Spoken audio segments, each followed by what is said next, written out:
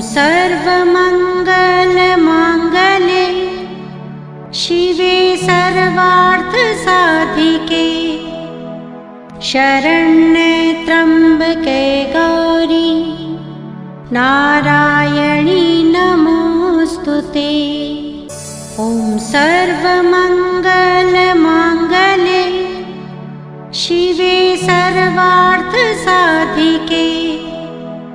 शरण्ये त्र्यंबके गौरी नारायणी नमोस्तुते। ॐ सर्वमंगलमांगल्ये शिवे सर्वार्थसाधिके शरण्ये त्र्यंबके गौरी नारायणी नमोस्तुते।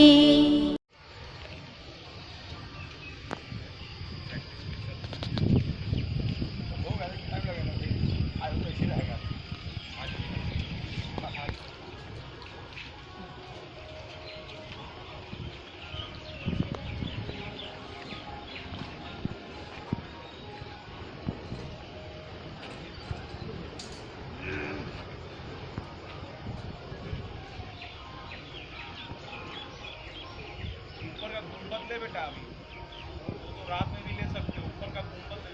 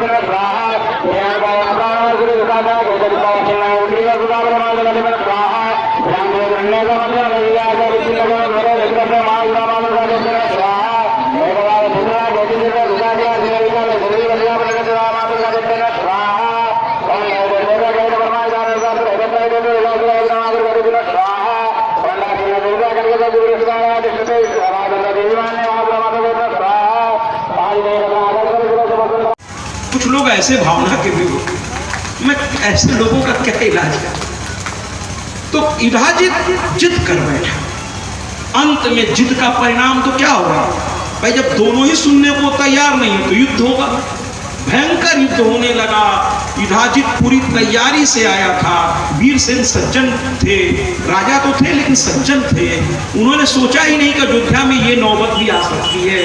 वशिष्ठ के रहते इस तरह से हो सकता, वो तैयारी से आए थे लेकिन उतनी तैयारी से नहीं आए थे बेचारे।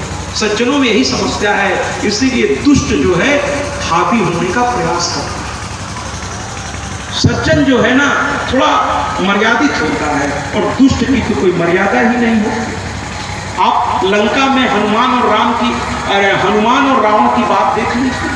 जब पहली बार हनुमान जी को रावण के सामने प्रस्तुत किया गया, आप बाबा तुलसी की एक एक लाइन उठा के देख लीजिए। मैं रामायण की रामचरितमानस की चर्चा इसलिए करता हूँ कि आप लोग पढ़ते हैं भैया, लेकिन अखंड रामायण आप लोग पढ़ते तो हैं लेकिन उसके अर्थ पे ध्यान नहीं केंद्रित करते, अर्थ पर ध्यान केंद्रित नहीं करते। देखिए ना, वो वहां हनुमान रावण जैसे दुष्ट को भी कैसे प्यार से संबोधित कर रहे हैं और दूसरी ओर वो व्यक्ति हनुमान जी के लिए कैसे कैसे अपशब्द का इस्तेमाल कर रहा है। इसीलिए गौरा को भगवान शिव रामचरितमानस सुना रहे हैं और उसमें कहते हैं कि साधु अवज्ञा कर फल ऐसा, जरे नगर अनाथ के जैसा।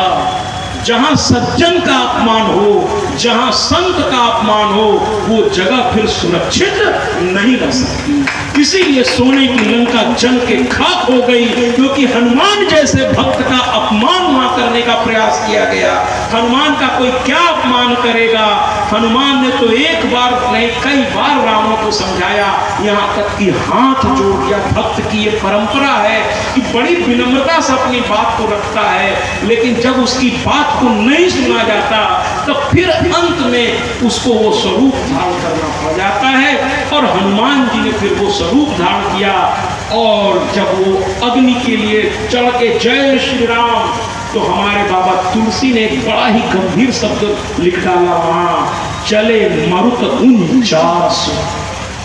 लंका को जलाने में साथ देने के लिए वरुण देव, पवन देव सब लग गए महाराज, सब लग गए। और बाबा तुलसी ने लिखने में देर नहीं की, चलत मरुत 49। अब आप कहेंगे भैया हवा तो एक होती है, ये 49 हवा कहां से आई। एक कम 50 तरह की हवाएं चलने लगी महाराज, एक कम 50 उस आग को भड़काने के लिए, जगह जगह पहुंचाने के लिए। ऐसे तो हनुमान जी भी कम नहीं थे, उछल उछल करके ऐसा अग्निकांड हुआ महाराज कि राक्षस राक्षसनियां जो है डर के कांपने लगे। हनुमान के जाने के बाद भी अगर चित्र में भी उनको बंदर दिखता था तो वो सर झुका के आग आग आग करने लगते थे। इतनी भयंकर आग लगी थी लंका। और सोने में अगर आग पकड़ ले एक बार तो जल्दी बुझता नहीं हो, वो बहुत हाई डिग्री टेम्परेचर पे पिघलता है, लेकिन एक बार जब उस डिग्री को प्राप्त कर लेता है तो फिर तो साहब वो जहां जहां गिरेगा वहां चमड़ी छेदता हुआ, हड्डी छेदता हुआ निकल, पूरी त्राही मच गई। तो बाबा तुलसी ने लिख दिया है कि साधु अवज्ञा कर फल ऐसा, जरे नगर अनाथ कर जैसा।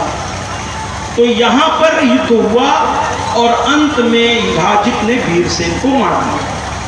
मनोरमा को ये पता चला महाराज, तैयारी, मनोरमा को ये पता चला कि हमारे पिता युद्ध में मारे गए और वो बहुत चिंतित हो गई, बहुत चिंतित हो कि पति भी मर गया, पिता रक्षा करने आए वो भी मारे गए और मेरा बेटा भी बहुत छोटा है, वो कैसे इतनी बड़ी सेना से अकेले निपटेगा।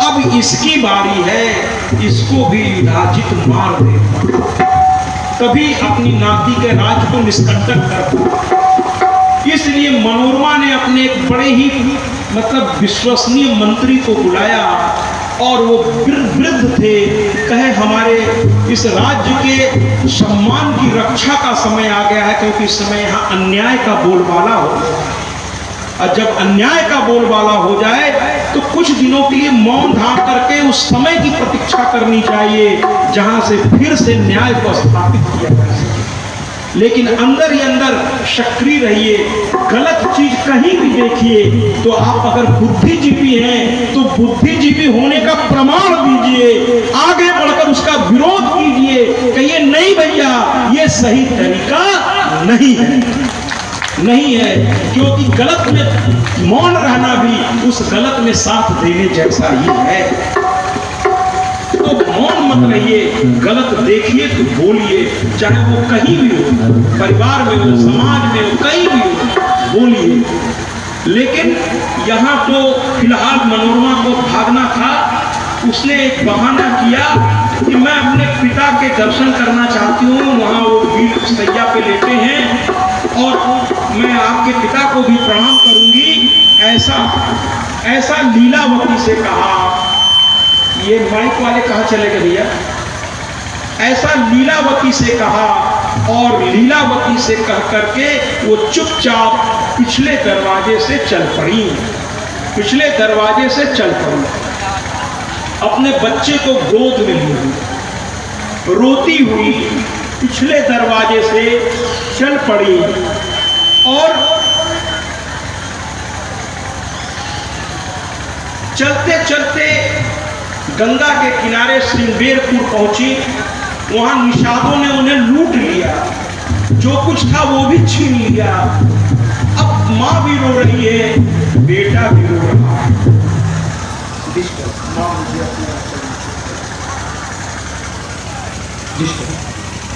तो उन्हें नजर नहीं आ रहा था कौन हमारी रक्षा करेगा, युधाजित से कौन शत्रुता लेगा।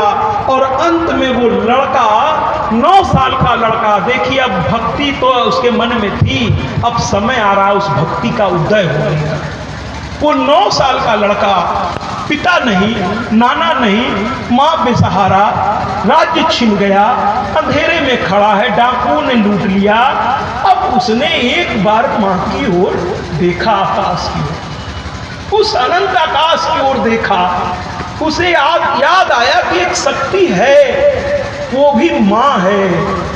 और उसने बड़े प्यार से उस माँ से प्रार्थना की। आइए ना, डिजिटल संगीत के माध्यम से एक गायक ने इस भाव को बहुत अच्छी तरह से पेश किया है। माँ मुझे अपने आंचल में छुपा ले, माँ मुझे अपने आंचल में छुपा ले। ये प्रतिदिन पूजा में बैठने के बाद पहले तो जी भर के उनकी पूजा करिए और उनसे कुछ मत मांगिए नहीं। पता नहीं भैया, पता नहीं वो आपको क्या देना चाहते हैं, मांग के आप उसको कम क्यों कर रहे हैं भैया। इसलिए माँ बाप से मांगिए नहीं, उसकी सेवा करते रहिए। कोई माँ बाप अपने बच्चे को दुखी रखना चाहेगा क्या? और अगर नहीं रखना चाहेगा तो आप क्यों उससे मांगते हैं? मत मांगिए, आप बस उसकी सेवा करिए। यहाँ सुदर्शन ने बस इतना ही कहा, मेरा और कोई नहीं। और जैसे ही सुदर्शन ने कहा, माँ ने आकर के उसे गोद में पकड़ लिया कि तेरा यहाँ मैं, और जहाँ मैं वहाँ सब। कल सुना तो था ना, ब्रह्मा विष्णु महेश ने भी कहा था, तुझ में सब दिखता है मैया, मैं क्या करूं। सजदे सिर झुकता है मैया, मैं क्या करूं। मैया में तो सब है, और मैया ने पकड़ लिया तो समझ लिए सब। इस पर भी एक छोटी सी घटना, मैं द्रौपदी वाली बात बता रहा था। कृष्ण से उन्होंने अकेले में बाद में शिकायत की, तुमने आने में देर कर दी। कृष्ण ने कहा बिल्कुल देर नहीं। द्रौपदी ने कहा अगर थोड़ी और देर कर दिए होते तो मेरी लाज नहीं बचती। कृष्ण ने कहा ये मेरी गलती नहीं है। द्रौपदी ने कहा कैसे नहीं है, मैं तो पुकार रही थी।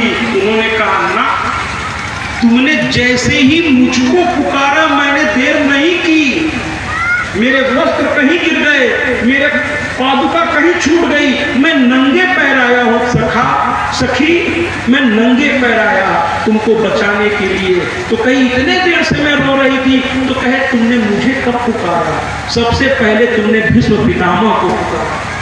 जब उन्होंने मुंह घुमा लिया तब तुमने क्या कहते, एक एक जो वहां वरिष्ठ बैठे थे उन सबको बारी बारी से पुकारा। जब उन सब ने नहीं सुनी, सबने मुंह घुमा लिया, तब तुमने अपने 5 पतियों को बारी बारी से पुकारा। मुझको कब पुकारा? लेकिन जब किसी ने नहीं सुनी तुम्हारी, तब तुमने दोनों हाथ ऊपर किया, दांतों में आखिरी जो कपड़े का हिस्सा बचा था आप उसको दांतों में दबाई, हाथ ऊपर की और कही हे कृष्णा। और जैसे ही हे क्री भी अभी बोली नहीं होगी, कृष्ण वहां से दौड़ पड़े। अर्थात हम अपने संकट में, प्रतिदिन संकट में क्यों, प्रतिदिन अगर अपने इष्ट की पूजा करें, अपने माता पिता की पूजा करें, अपने गुरु की पूजा करें और मर्यादा में रहे महाराज, तो संकट जल्दी आएगा ही नहीं। और अगर आ गया तो उनके आशीर्वाद से यूं चला जाएगा, यूं चला जाएगा। और जैसे ही कृष्ण कहा भगवान दौड़े आ गए, तब द्रौपदी रोने लगी। भगवान ने कहा जब तक तुमने भौतिकवादी चीजों पर विश्वास किया मैं कैसे आ सकता था, लेकिन जब तुमने मुझ पर विश्वास किया तो मैं दौड़ गया। तो यहाँ माँ आ गई, सुदर्शन को गले से लगा लिया और उसके बाद उसकी माँ को आशीर्वाद देके कहा तुम भरद्वाज मुनि के आश्रम में चली जाओ, वहां तुम सुरक्षित रहोगी और एक समय आएगा तुम्हारा बेटा अयोध्या के राज्य को पुनः प्राप्त करेगा और ये मेरे भक्तों में सर्वश्रेष्ठ रहेगा। और ये कहकर माँ अंतर ध्यान हो गई। मनोरमा रोती बिलखती अब माँ को देख ली थी, थोड़ा मन में प्रसन्नता हो गई और उसके बाद भरद्वाज मुनि के आश्रम चली गई। भरद्वाज मुनि के आश्रम चली गई और भरद्वाज मुनि के आश्रम में जाकर मुनिवर को प्रणाम किया और कहने लगी मैं बहुत दुख में हूँ। सारी घटना बता दी। ऋषि बड़े कोमल हृदय होते हैं, उन्होंने उठ करके कहा हे पुत्री, पुत्री संबोधन किया, ये तुम्हारे पिता का ही घर समझो, यहाँ तुम पूर्ण रूप से सुरक्षित हो, यहाँ विभाजित या कोई भी तुम्हारा बाल भी बांका नहीं कर सकता। तुम आराम से अपने पुत्र को यहाँ रखकर उसका लालन पोषण करो, उसे इस योग्य बनाओ कि वह पुनः अपने राज्य का उत्तराधिकारी है, लेकिन योग्यता भी उसमें बनाओ जिससे लोग खुद उसे उत्तराधिकारी बनाने पे मजबूर हो जाए। आपकी योग्यता से समाज स्वयं आपको स्वीकार करेगा। अपने आप को योग्य तो बनाइए। भैया देखिए, जिस पत्थर पर हथौड़ी और छेनी की चोट पड़ती है, जरा मैं कहना चाहूंगा ये ऑडियो वाले पता नहीं किस बात को लेकर बड़े परेशान है, कभी यहाँ बात कर रहे हैं, कभी अंदर जाकर थोड़ा सा बोल दीजिए, तो कोई कमेटी का मेंबरान कोई थोड़ा इसको समझा दें।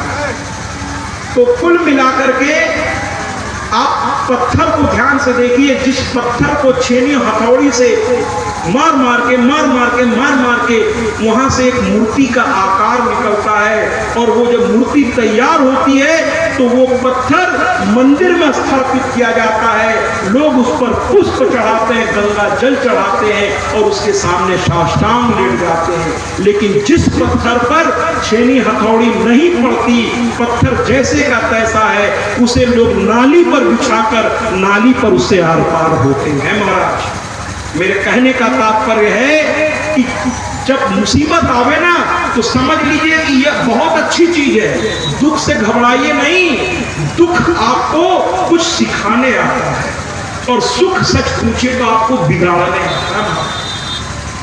सुख में आप आलसी हो सकते हैं, लेकिन संघर्ष में आप निखर के आएंगे, लोग आपके व्यक्तित्व को पहचानने लगेंगे।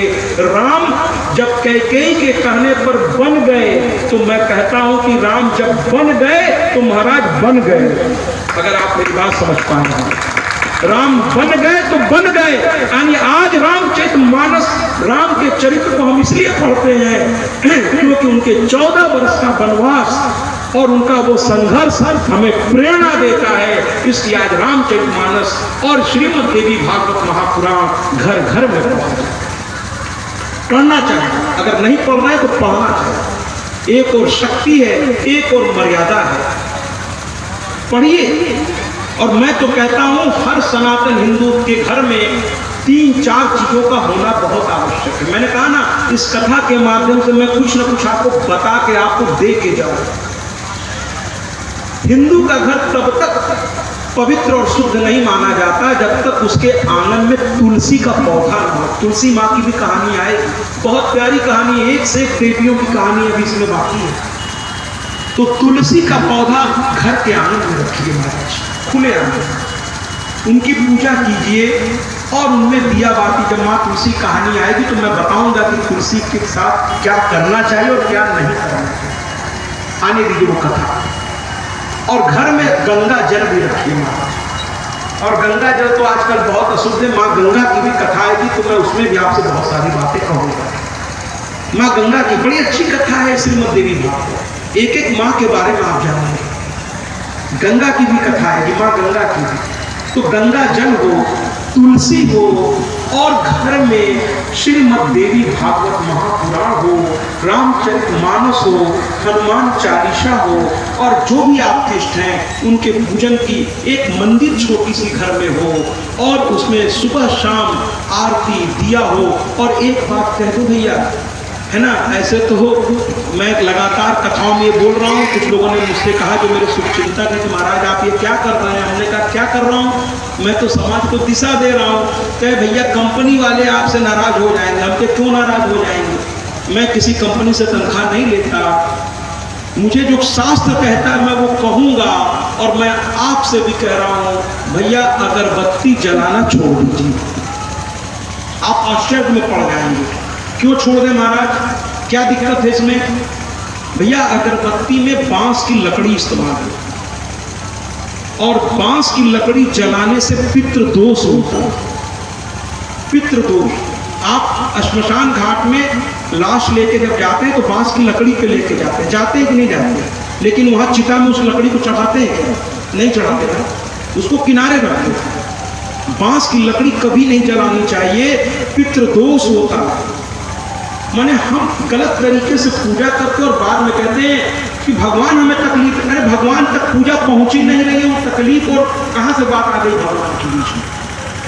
हमें आचार्य के पास बैठ के कथाओं में हम जाएंगे नहीं, सत्संग में सुनेंगे नहीं, किसी विद्वान के पास बैठ के कुछ जानेंगे नहीं, और फिर कहते हैं कि हमको तकलीफ है। अगरबत्ती बिल्कुल बंद कर दीजिए।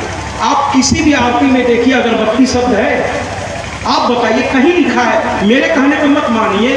आप आरती तो गाते हैं ना, उस आरती में एक लाइन क्या होती है, धूप दीप नैवेद्य आरती, यही लाइन होती है ना। धूप है, अगरबत्ती नहीं, धूप है, धूप है महाराज, यानी धूप जलाइए। धूप मिलता है मार्केट में, धूप जलाइए, अगरबत्ती नहीं, धूप जलाइए।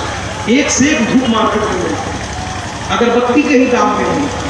आप देखिए जितने बड़े बड़े व्यापारी हैं, चूंकि वो संतों के पास जाते रहते हैं, उनके पास बड़े बड़े संत को निमंत्रण देते हैं, कभी कभी संतों को बुलाइए, कथा इत्यादि श्रवण कीजिए। ये लोग कहते हैं कथा से क्या होगा, अरे कथा दिशा प्रदान कर देगी आपको। कथा केवल राजा रानी की कहानी नहीं होती, कथा दिशा प्रदान करती है।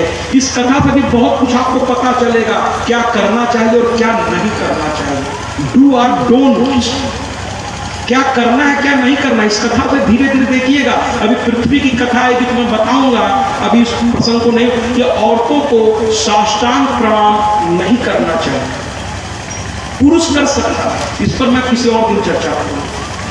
पूजा में धूप, फिर क्या आता है आरती में, आप लोग गाते हैं ना, धूप दीप, फिर दिया, नैवेद्य माने भगवान को भोग। जैसे अब यहाँ कथा हो रही है, मैं अब यहाँ के बारे में क्या कहूँ, मैं समझ नहीं पा रहा हूँ। आप लोग इतने सारे आचार्यों के बीच हवन करते हैं, किसी आचार्य ने आपसे क्यों नहीं कहा, अगर आप नहीं समझ रहे तो उन लोगों को बताना चाहिए कि जब कथा होती है महाराज ना, तो इस पोथी की एक बहुत गरिमा है। ये केवल एक पुस्तक नहीं है, ये माँ का वांग्मय स्वरूप है। तो हर व्यक्ति को, मैं तो जहाँ भी रहता हूँ, मेरा मंच ऐसा बनाया जाता है कि कोई भी व्यक्ति उस मंच तक मतलब नीचे खड़े होकर पहुँच सकता है, और लोग अपने अपने तरीके से इस किताब की पूजा करते हैं महाराज। कोई पुष्प चढ़ाता है, कोई, अब मैं उसको कहना ही नहीं चाहता, वो आचार्य से पूछ लीजिए। आप लोगों को आना चाहिए, ये माँ का स्वरूप है, इसे प्रणाम करना चाहिए। लेकिन आप दूर से प्रणाम करते हैं महाराज।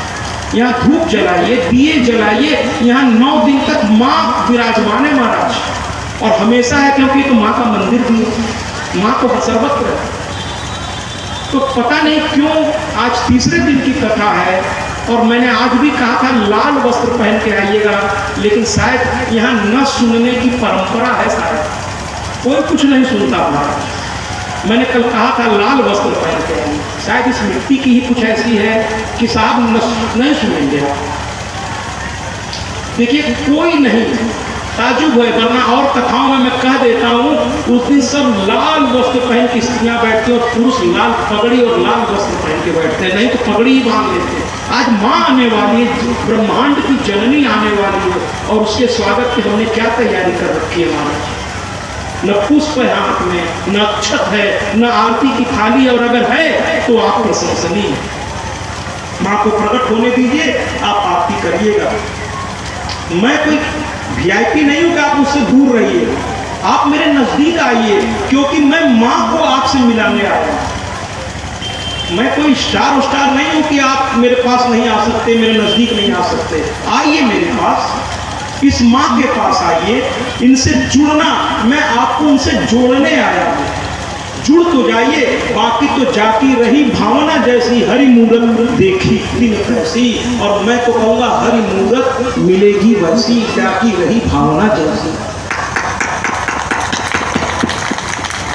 मैं आपको माँ से जोड़ने, मैं चाहता हूँ मेरे कथा के बाद हर मंदिर जगमगाए माँ का। केवल नवरात्र में क्यों महाराज, केवल मातृ दिवस में माँ को पैर छुएंगे, बाकी दिन नहीं छुएंगे क्या? ये मातृ दिवस वेस्टर्न स्टाइल है, हमारी भारतीय परंपरा तो है मातृदेवो भव, पितृदेवो भव, आचार्य देवो भव। अच्छा नहीं लगा ये बात? प्रतिदिन प्रणाम करके निकलिए, हमारे राम जी से सीखिए। प्रातः होत सुबह होते ही माता पिता को प्रणाम करने चल पड़ते, बिना माँ बाप को प्रणाम किए वो कोई काम ही नहीं करते थे। हम लोग अपने संस्कार भूलते जा रहे हैं और कहते हैं हमें तकलीफ होती है महाराज। और कुछ लोगों की तो भक्ति को मैं प्रणाम करता हूँ। एक मंदिर में मैं गया, हनुमान जी का मंदिर था, एक गांव में कथा हो रही थी, तो एक आदरणीय आए, अक्सर मेरे पास बहुत सारे आदरणीय आते मुझसे मिलने, तो कहे महाराज मेरे गांव की एक गलत चीज मैं आपको दिखाना चाहता हूँ। मैं चकरा गया, मैंने कहा गलत चीज आप मुझे दिखाना चाहते हैं?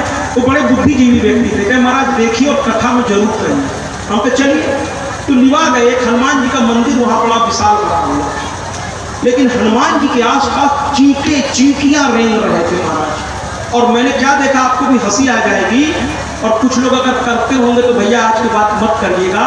लोगों ने हनुमान जी के मुंह पर लड्डू चपका रखा। बताइए, हमें बताइए कि ऐसा कौन सा भोजन इस तरह कराया जाता? अगर आप किसी के यहाँ जाएं और कोई उठ करके आपके मुंह में लड्डू चपका दे कि ये कहते कि मैं आपको खिला रहा हूं, फिर बताइए आप उस पर खुश होंगे? ऐसे किसी को खिलाया जाता है? बताइए तो, ये पूजा का तरीका, आप कौन सी भक्ति कर रहे हैं?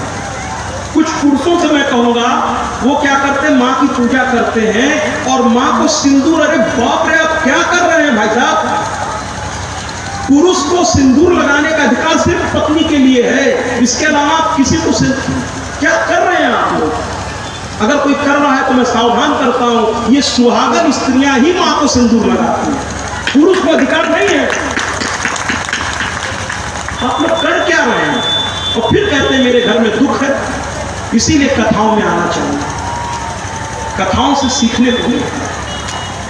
तो आज से हो सके तो अगरबत्ती की जगह धूप इस्तेमाल कीजिए महाराज। इधर हमारा सुदर्शन बड़ा होने लगा, माँ की भक्ति भी हृदय में बड़ी होने लगी, और अब हमारे बच्चों के द्वारा बहुत ही प्यारा गीत। एक दिन सुदर्शन फिर से माँ के लिए बेचैन होने लगा। भक्ति ऐसी है ना, जैसे कथा की प्यास दिन पर दिन बढ़नी चाहिए महाराज। अगर आप माँ के भक्त हैं, माँ से आप जुड़े हैं, माँ की कथा का आनंद ऐसा है कि दूसरे दिन हमसे पहले आके लोग बैठ जाते हैं कि आज महाराज जी ने कहा ये वाली कथा शुरू होने वाली है, कथा मिस न हो जाए। एक एक लाइन, टीवी सीरियल तो आप मिस नहीं करते कि आज देखना है कि सास बहू को मार रही है कि बहू सास को मार रही है, 10 मिनट पहले खोल कर बैठ जाते है ना। लेकिन कथा में जब तक महाराज जी आधा घंटा की कथा ना कर ले, घर से निकलना नहीं है साहब। कुछ लोग आवाज सुनने के बाद चलते, पहले से जाके क्या करेंगे? अरे भैया माँ का पंडाल है, आइए ना, बैठिए ना, जरा माँ का ध्यान तो करिए, माँ का ध्यान तो करिए, भाव में तो आइए, तब तो कथा आप तक पहुंचेगी। माँ का ध्यान करिए, साधना करिए। बाकी तो मैं भागता चला ही आ रहा हूँ आपको कथा सुनाने के लिए। प्रयागराज से 315 किलोमीटर से चलकर आया हूँ, किसके लिए? आपके लिए भैया, आपके। तो मैं कथा सुनाऊंगा, समय से आइए। तो सुदर्शन ने दिया, फिर रोने लगा, एकांत में था, रह रह कर उसे याद आ रही थी, मैं अयोध्या नरेश का पुत्र आज जंगल में हूं। उसको इस बात की शिकायत नहीं थी, उसे तो शिकायत थी उसके माँ को तकलीफ हो गई, और फिर से उसने इस माँ के लिए उस माँ को पुकारा और माँ से कह बैठा, मेरे नैनों की प्यास बुझा दे। आइए ना, हमारे गायकों के द्वारा सुदर्शन के इस दर्द को भी देखेंगे, और जरा मैं हाथ जोड़ के कहता हूँ इस दर्द में शामिल होइए। जब तक भाव में नहीं आएंगे कथा आप तक नहीं पहुँचेगी। तो जरा ये दुख है, तालियों से सुदर्शन का साथ दे कि माँ आकर के उसकी मदद करती है। शेर पे सवार मेरी शेरावाली माँ, पहाड़ों पे बैठी शेर पे सवार मेरी शेरवाली माँ, पहाड़ों पे बसी मेरी मेघवाली माँ। रूप है तेरी तो तवाली माँ, नाम है तेरी कई तवाली माँ, रूप है कई तेरे तो तवाली माँ।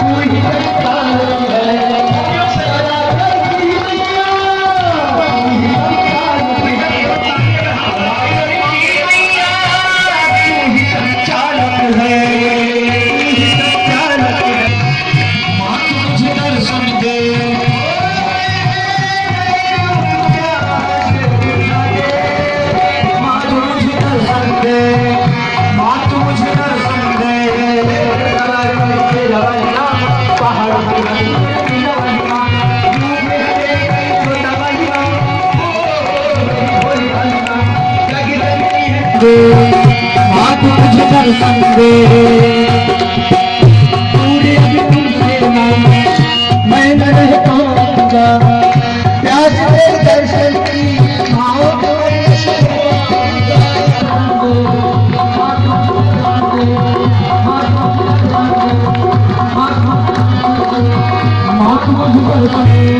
मेरे कलाकारों के लिए, हर्ष के लिए और राहुल के लिए विशेष तौर पे एक बार जोरदार तालियां हो जाएं। जयकारा शेरा वाली का बोल साचे दरबार की जय हो। बहुत अच्छा। मैं एक निवेदन करूं, पुरुषों में तो मैंने कहा कि जैसे ही माँ को उसने याद किया, माँ प्रकट हो गई और फिर से उसे दुलारते हुए कहा अपनी साधना को और बढ़ाओ। देखिए, माँ कर्म का संदेश देती है। गीता में भी कृष्ण ने अर्जुन से कहा है कि जिसमें मैं प्रसन्न होता हूं उसे सुविधा नहीं देता ना, सुविधा से भक्ति नहीं होती भैया। कहते ददामि बुद्धि, मैं उसे बुद्धि प्रदान करता हूं। ददामि बुद्धि, सुविधा कहा है क्या? धन दौलत कहा है क्या? अरे भगवान से धन और दौलत मांगिए नहीं, कुंती से सीखिए। जब पांडव को राजा बना दिया गया, महाभारत का युद्ध समाप्त हो गया महाराज, तो कृष्ण ने कहा हे बुआ अब मैं चलूंगा। कुंती ने कहा अरे तुम मेरे भगवान हो, भतीजा तो बाद में हो, भगवान हो तुम मेरे, और तुम मुझे छोड़कर जाने की बात करते हो।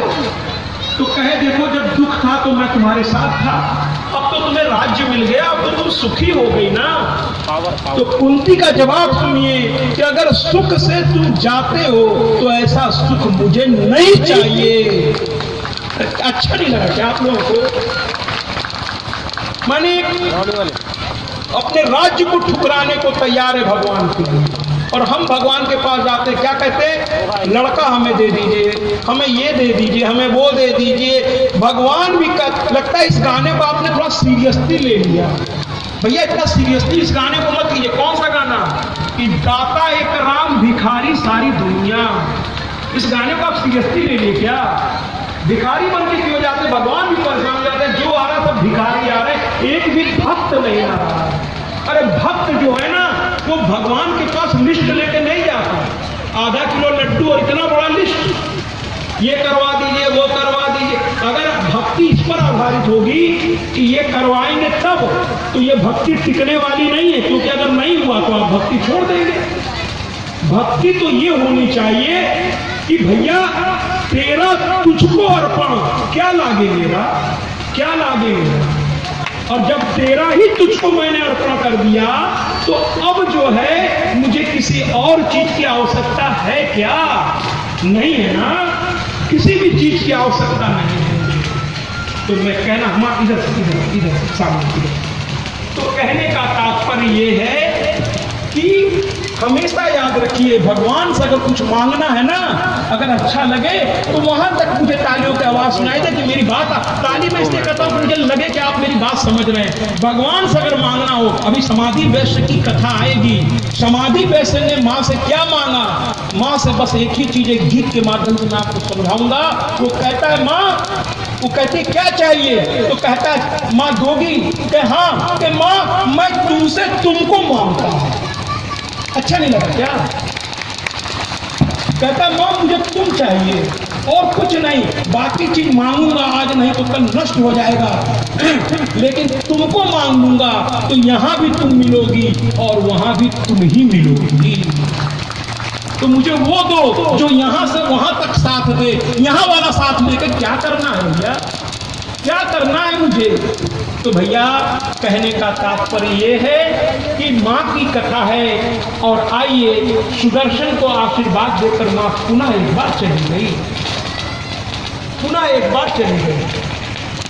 तो कहने का तात्पर्य ये है कि माँ चली गई, सुदर्शन फिर से अपने भक्ति में डूब गया। एक दिन कुछ बच्चे खेल रहे थे, तो एक बच्चा जो है किसी तरीके से एक दूसरे को आवाज दे रहा था। मेरा एक निवेदन है, तो कहने का तात्पर्य यह है कि सुदर्शन एक दिन खेल रहा था और अचानक देखा एक लड़का एक लड़के को कह रहा था, अरे क्यों। उसके बाद कमेटी को मैंने कल देखा, मोबाइल भी बेचारे बार बार कह रहे थे किसका है ले जाइए, आज पर्स भी कह रहे हैं। मैं इनके इस समर्पण को प्रणाम करता हूं और एक बार जोरदार तालियां इन बच्चों इस कमेटी के लिए।